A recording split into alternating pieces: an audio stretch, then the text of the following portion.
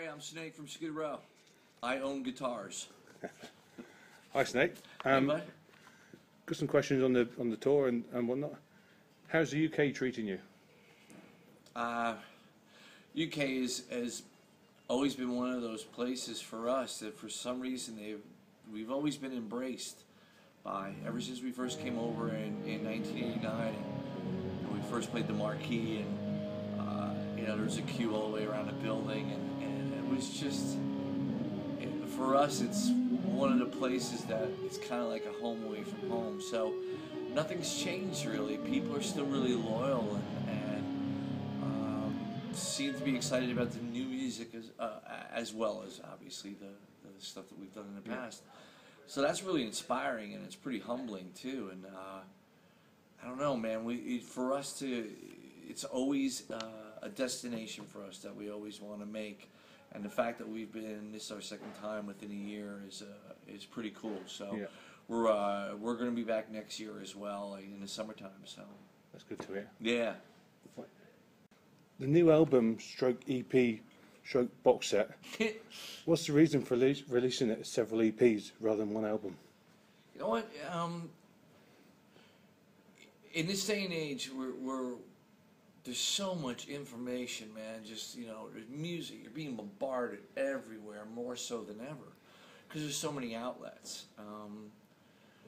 And with that, I think people, I know I do, we tend to move on to other things quicker than before. Right.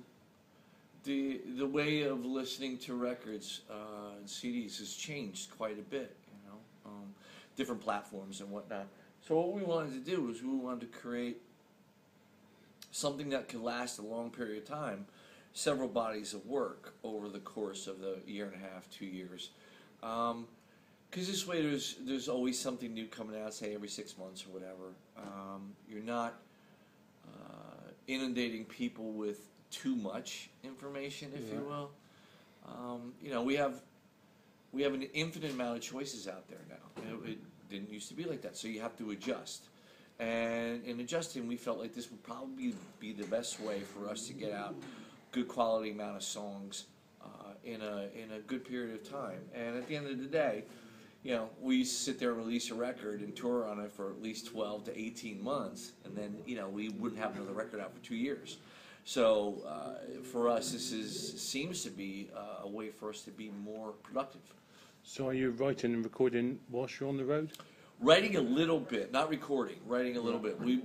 But we get together when we're off the road down in Atlanta. Rachel and I, we haven't had a moment, and just working on new material and demoing and stuff. So it's a lot of fun. It's a lot of work, but it's a lot of fun. It should be a lot of work. Yeah. Anything worth anything is a lot of work. United World Rebellion seems to have the band back to their hard rocking best. So when can we expect the next installment? We're hoping April. We're hoping. It's we've been touring quite a bit. We're at the end of the day, we will have spent 6 weeks in the UK and Europe, and we just did a few weeks in Indonesia. Obviously, we've been doing the States.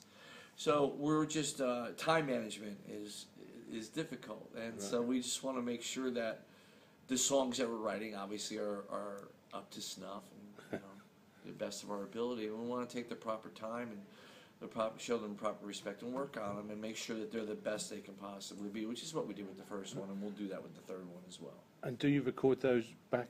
I've seen the video before. Back in your studio? No. I don't live in New Jersey anymore. So we actually do it at Rachel's house, the demos and stuff, and then because Rachel and our drummer Rob live in Atlanta, and Scotty's a 45-minute plane flight away in Sarasota. So we work out of Atlanta now in the studios down there, and there's some great studios. Yeah. And I'm in New York now, so I just fly down and spend most of my time in Atlanta now, but I'm in New York. I suppose it's not far, is it? Shoot on a plane and you're there. Yeah, and it's so far it's worked. It's something different, so that's exciting too. You go in and you cut 5, 6, 7 songs or whatever, and It not that it eases the pressure, but it gives you the ability to really focus on just that amount of tracks and not worried about 14 songs and how long you're going to have to tour on that one particular record, you know. Johnny's vocals seem to fit the band perfectly, and they seem to have stabilised things a bit. Has it been hard to win over the fans? Well,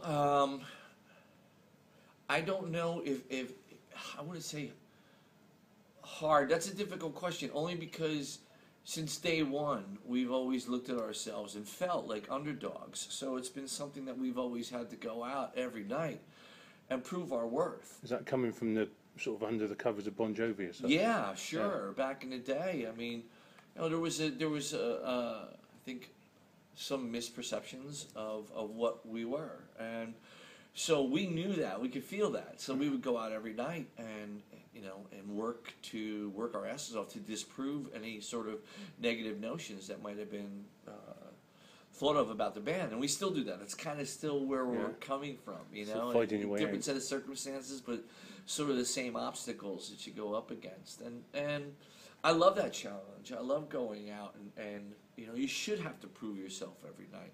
You shouldn't be able to rest on any of your laurels, you know. People pay, you know, work really hard for their money, and you know, I think it's such a high honor that the people will pay money to buy a ticket to see your band play, and none of us take that lightly. We take that really, really seriously. It's so important, man. And I think that those people deserve to have the best time that they possibly can have, you know, listening and watching your band play. And so, yeah, we take it really seriously, and we make sure that, you know, when we go out there, we absolutely have something to prove. Right. Is there a reason for going through so many drummers? Yeah, probably because I'm a dick. You know what? Every circumstance has been different. It just so happens it happened with the same position in the band, but each one was different. You know, for a myriad of reasons that are inconsequential now. You know, Rob is Rachel's known Rob for a long time, and we've known him as well. And but I never sort of paid attention to, like, really paid attention to what he was doing as a drummer, and then we had him come down, and I'm the biggest. Everyone will say it. I'm the biggest dick with drummers. I am the biggest dick. It's quite lucky. It's a position that no one seems to notice quite so much. If you replace a singer or a guitarist, people notice. Right. But he's really great. I haven't, like, we'll go in a studio and you know, I'm just really a stickler about staying in the groove and on time, and I'm really a dick about it. I haven't had one complaint, you know. No. I haven't. He's been great. I think that he's not like a Neil Peart or anything like that. Although I'm sure he could play all that stuff. Matter of fact, I know he can. But the thing I love about him, he plays for the song.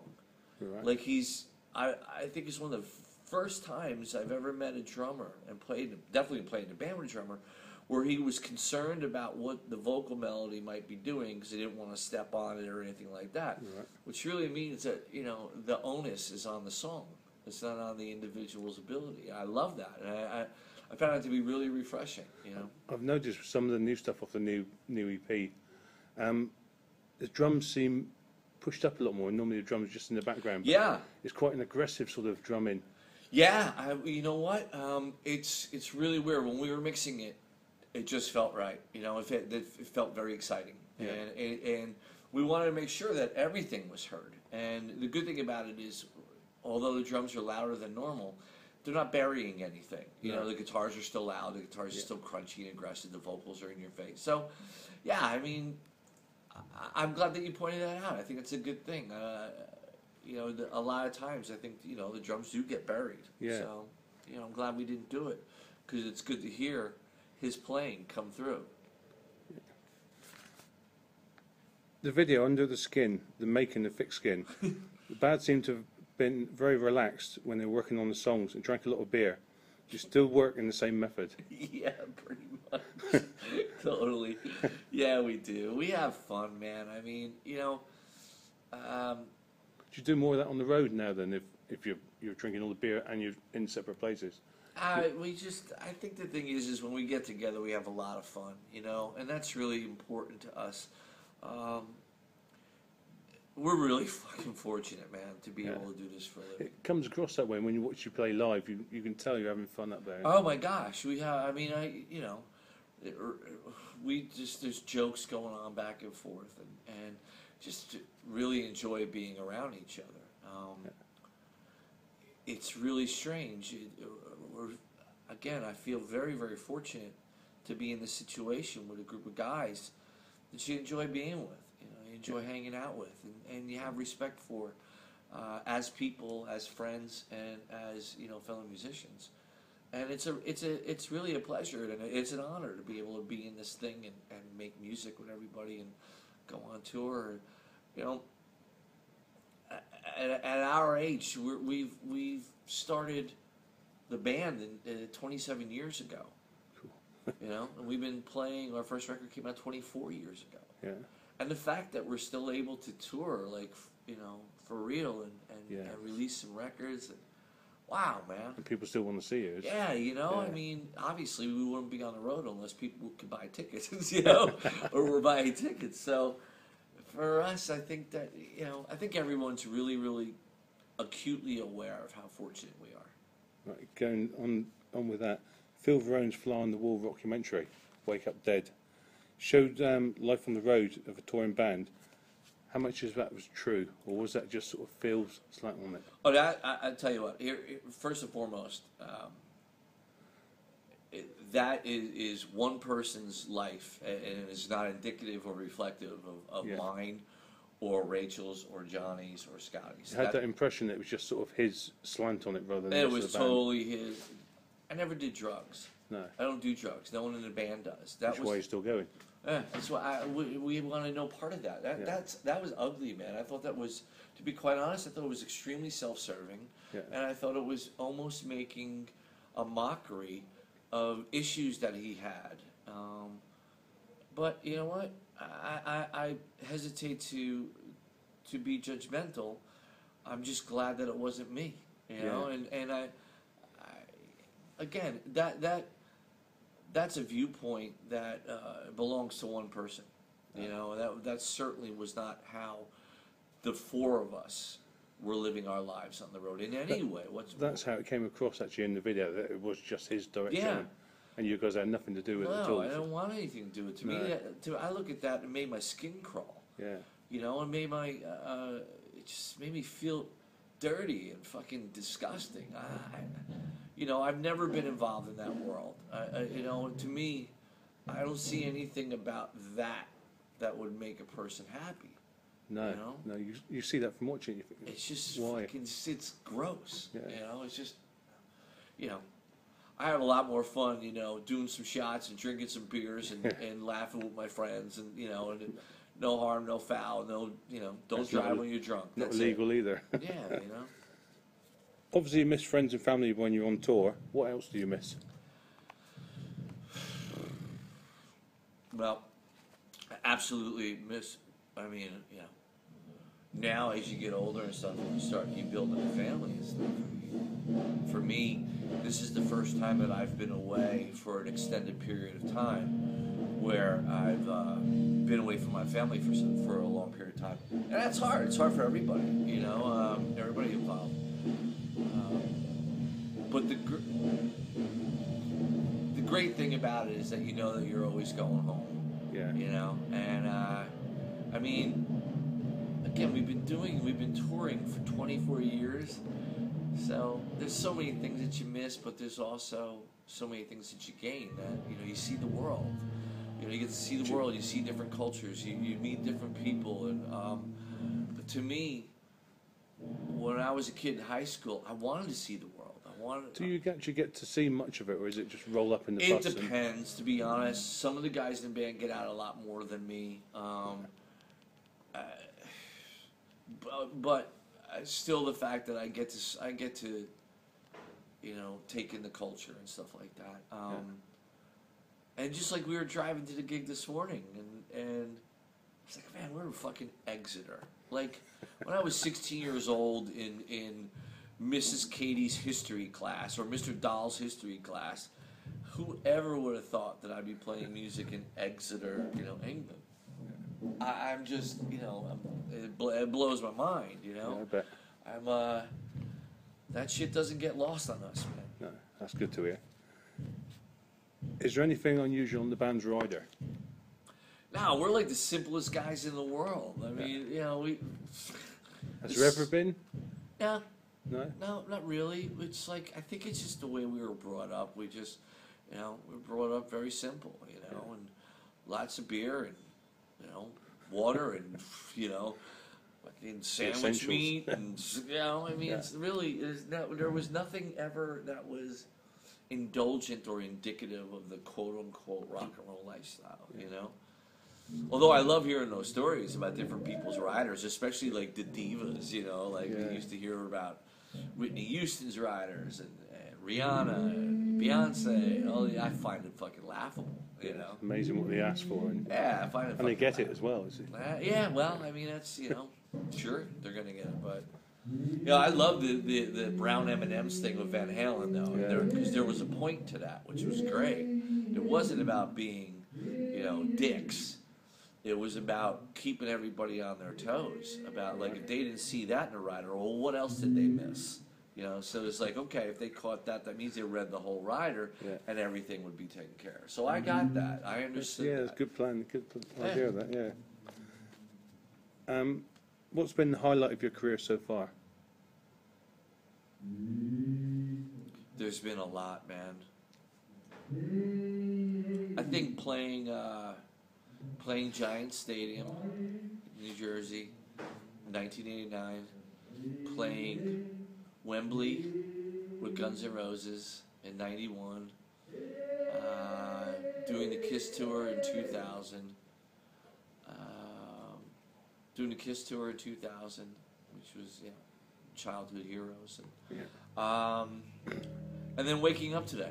The fact that I woke up today and that we're playing a show and that a bunch of kids going to be here to see the band and I get to play our music. That's and I've got an amazing friends and family at home. I mean, fuck. One quick last question. Is there anything you want to plug? Oh, just United World Rebellion, this tour with Ugly Kid Joe and Dead City Ruin has been fantastic. We've been able to make some new friends and a lot of great people, really good music. Keep in contact with us because we're all over Twitter, we're all over Facebook, or, all the usual social media outlets and stuff. And we do keep in touch with the people who follow the band and stuff. So it's important for us You do that yourself? to be out there. Oh yeah. We don't have any minders. No, we good. do it ourselves. Yeah, that's brilliant. Okay. Cool. Thank you so much. Thank you very much for your time. That was a pleasure. Thanks a lot. I enjoyed it.